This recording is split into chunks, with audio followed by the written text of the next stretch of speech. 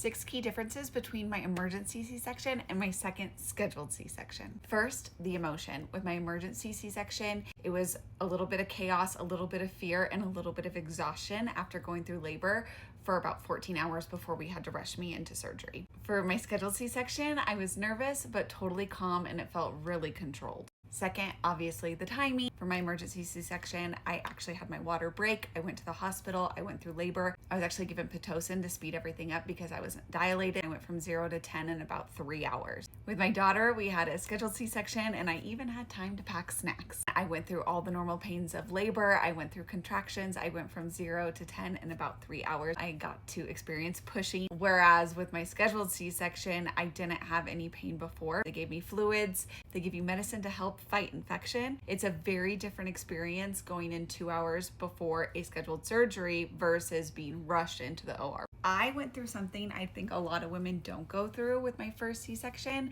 I actually was put fully under. Because of how fast they needed to move, they put me fully under anesthesia. And I actually recently learned that there's only about 4 minutes before the anesthesia hits the baby, so they have to act so fast to get the baby out when they put you under general anesthesia. For the second one, I had a spinal. I was awake the whole time. I got to experience everything. It was just a much different environment and felt very calm. There was even a nursing student who was getting scolded by one of the OR nurses while I was laying there. Whereas like in the emergency, I remember they like shoved the papers in your face and you're signing papers, and they told my husband to give me a kiss goodbye because it was way different. Speaking of my husband being present with my emergency C-section, because I was put under general anesthesia, my husband did not get to go with me. I was rushed back to the OR and I didn't see him until I woke up about 2.5 hours later. Versus my scheduled C-section, my husband got to be there the whole time. He stood next to me. He got to cut the cord. I felt like recovery with my first C-section was super hard.